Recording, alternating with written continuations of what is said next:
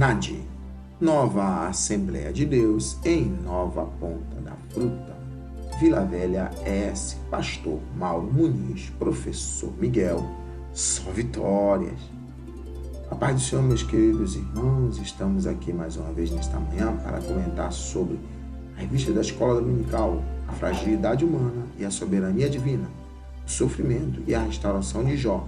Lição essa que teve como base o livro de Jó, comentada pelo pastor José Gonçalves.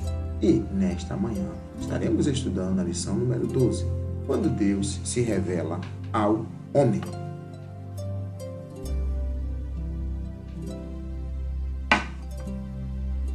Então o Senhor respondeu a Jó desde a tempestade. É o texto áureo, Jó, no 40, versículo 6. Verdade prática. Mesmo transcendente e distinto de sua criação, Deus se revela ao homem mortal. A leitura bíblica encontra-se em Jó, capítulo 38, versículo 1 a 4, 39, versículo 1 ao 6, 40, versículo 15 ao 18, 24, versículo 41, 1 a 3. Objetivo geral: mostrar que Deus se revelou ao homem para mostrarem seus propósitos.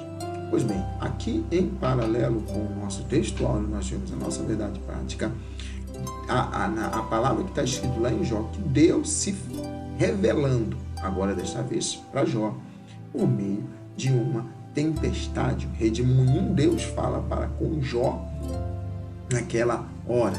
Então Deus, ele, embora que seja transcendente, distinto, soberano, eterno, e o é, ele mesmo assim, ele se revela ao homem mortal. Para quê? Para revelar os seus propósitos. Introdução. Nesta lição, vamos estudar como Deus se revelou a Jó e dialogou com o patriarca. Esse episódio marca o ápice do livro de Jó, pois mostra a quebra do silêncio divino. Ao longo desse estudo, veremos que as respostas de Deus não são precisas, segundo a objetividade que os humanos esperam. Jó, portanto, é desafiado a comparar sua habilidade e sabedoria com as divinas e a responder quem de fato age com justiça no mundo. Pois bem, aqui introdutoriamente, o comentarista pastor José Gonçalves, ele nos fala que quando Deus se revela, nós temos o ápice do livro, nos seus 41 capítulos, nós vemos aqui o ápice do livro, que é quando Deus fala para com Jó e começa a dar algumas respostas, só que nem sempre essas respostas são do jeito que nós, seres humanos, queremos.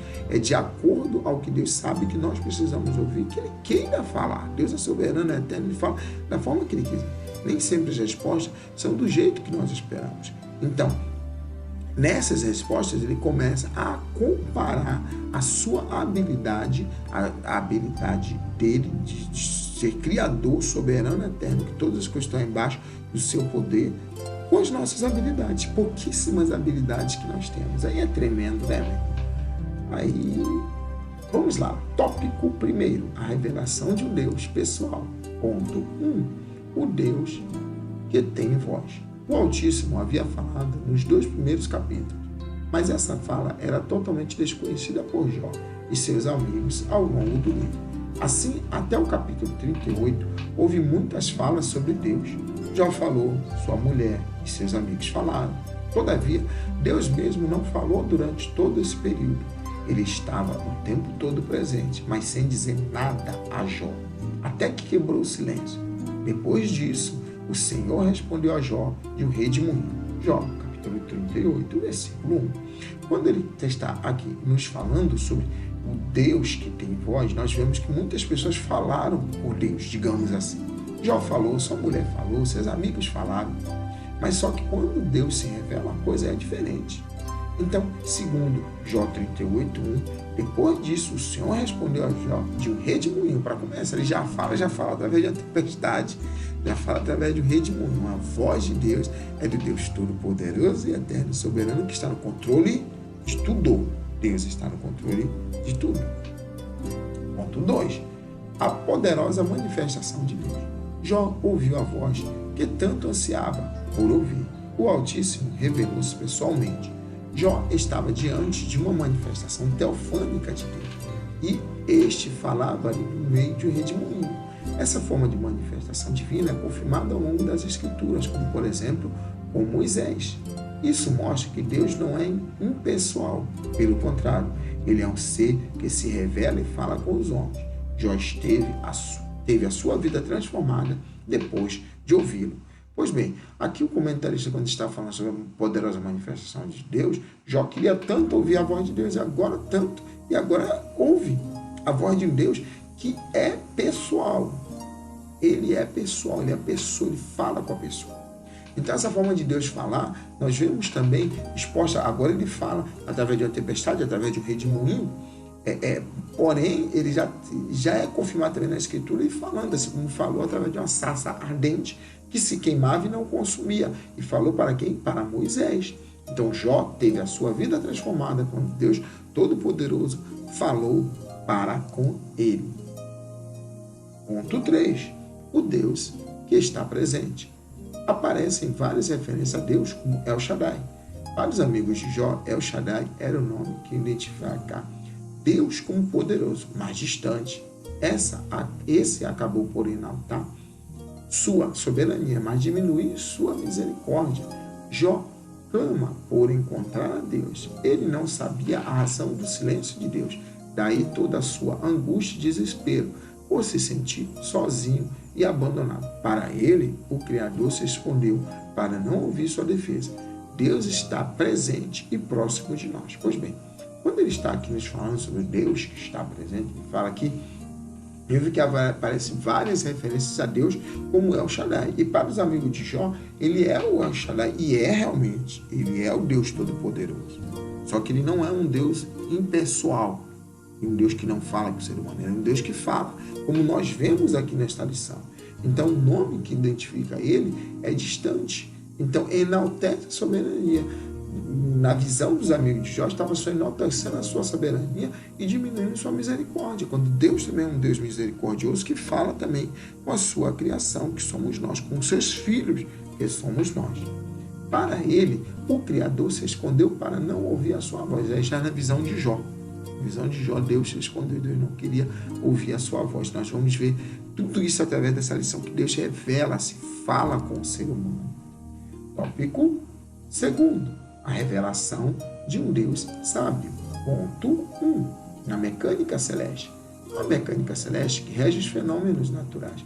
O Criador desafia Jó a contemplar tudo isso e ver como é harmônico. Os céus manifestam a glória de Deus, o firmamento anuncia a obra das suas mãos. Jó se comporta como um grande sábio, mas Deus mostrou-lhe que ele nada sabia. Por isso o Criador desafia a contemplar o mar e o sol, pois ele nada sabia da origem dos oceanos, da grandeza da luz solar e menos ainda das dimensões da criação. Pois bem, quando Deus começa a se revelar e falar para com Jó, ele começa a perguntar para Jó: quem é esse que está me indagando, falando como se fosse, eu vou parafrasear, tão grande quanto eu? Então eu vou te perguntar, você conhece a mecânica? Você sabe como é que funciona a mecânica, as coisas funcionam no universo? Então eu vou te perguntar, onde é que você estava quando eu lançava os fundamentos da terra? E nós vemos na palavra de Deus escrito que os céus manifestam a glória de Deus, lá no Salmo 19, versículo 1. E o firmamento anuncia as obras de Deus. Então, Jó se comporta como um grande sábio, mas Deus mostra que ele nada sabia. Diante de Deus, Jó não sabia nada, embora que era um homem sábio, mas diante de Deus nada sabia. Por isso o dia Criador começa a desafiar: vem cá, você sabe, você contempla o mar, você sabe qual a extensão do mar? Você nada sabe da origem dos oceanos? Você sabe como é que começaram a surgir? Você sabe como é que eu lançava os fundamentos da terra? Você sabe de quanto que é grande a luz do sol? Você não sabe, você não tem noção disso. E tudo isso eu criei, Jó. Quem é você para poder me indagar? Deus estava naquela hora dizendo isso. E menos ainda das dimensões da criação. Você tem noção de quanto que é grande a terra? Ponto 2. Na dinâmica da vida. Agora Deus está falando sobre a dinâmica da vida. Antes ele falou sobre a mecânica da vida. Agora sobre a dinâmica da vida. Jó nada sabia sobre a providência divina para manter a criação. Jó deveria ser capaz de responder as seguintes questões: como veio a existir a criação? Como ela é preservada? Está claro que há uma providência divina que preserva as coisas criadas.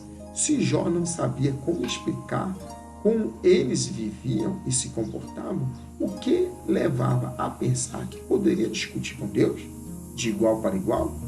Era hora, portanto, de reconhecer o seu lugar e se humilhar diante da majestade divina.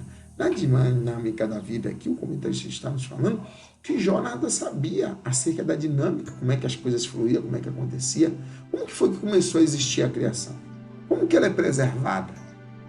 Deus estava dizendo para ele, em outras palavras, eu criei, eu preservo, eu dou vida, eu sustento. E você, Jó, o que sabe disso tudo?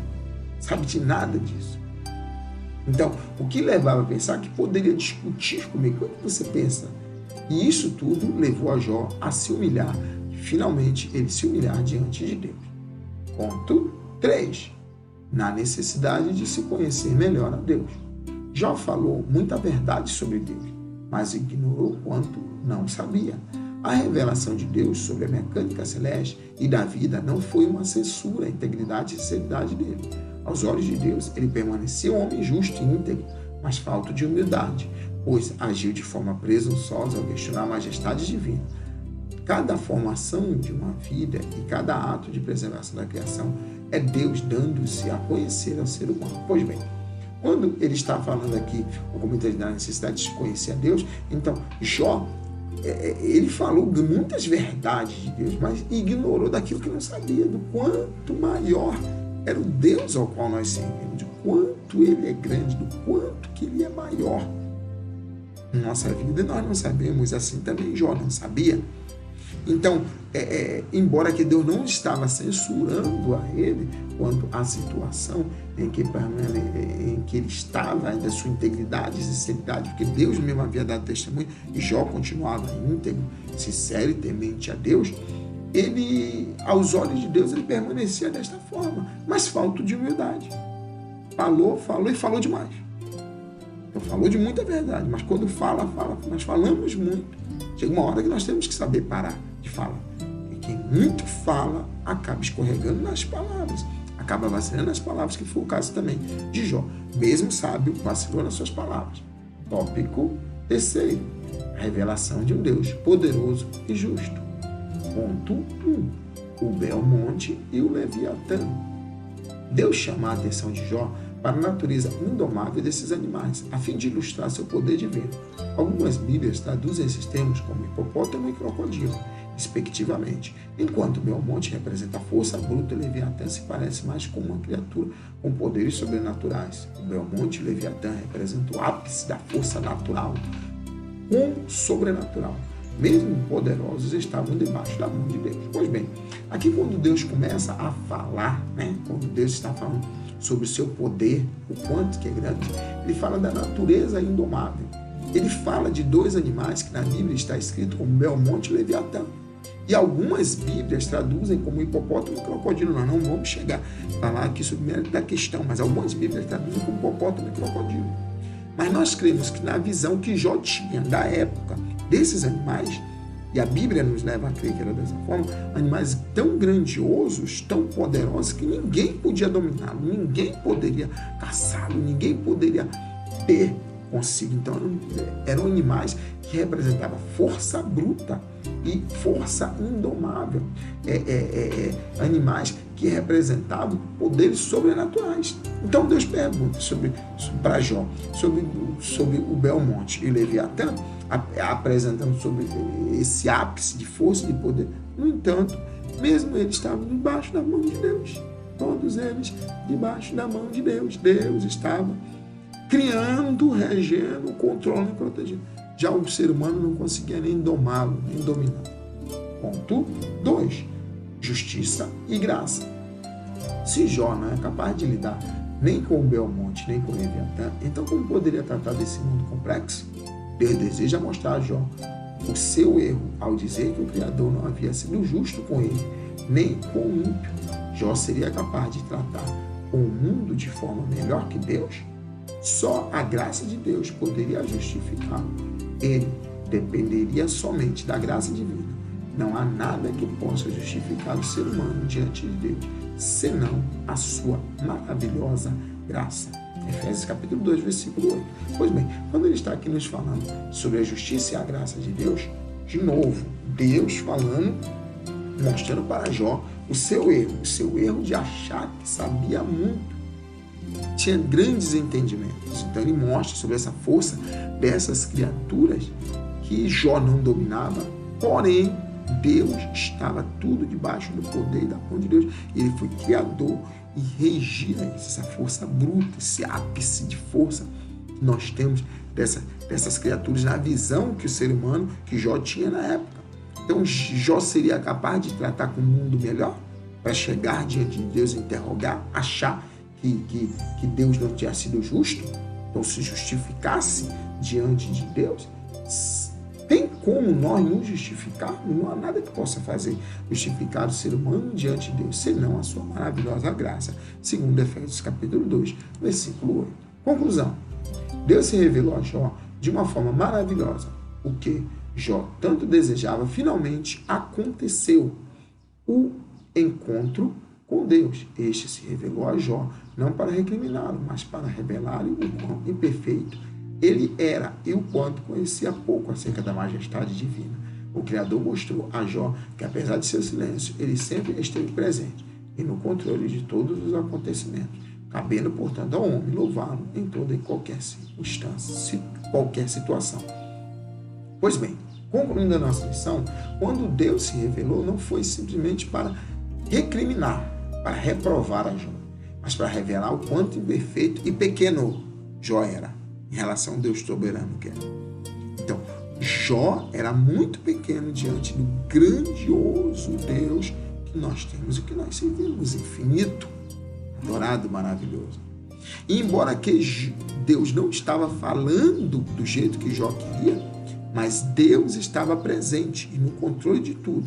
Cabia a Jó e a cada um de nós louvá-lo sempre e crer nele em qualquer que seja a situação, acreditando que ele está sempre no controle de todas as coisas. Dito isso, encerramos mais uma lição neste domingo, a qual nós estivemos estudando acerca da teologia de Oniú, ou melhor, acerca de quando Deus se revela ao homem. Na semana que vem estaremos concluindo a nossa lição, nosso trimestre, com o tema Quando Deus restaura o justo. E daqui até lá, do jeito que eu costumo sempre dizer, é só vitórias!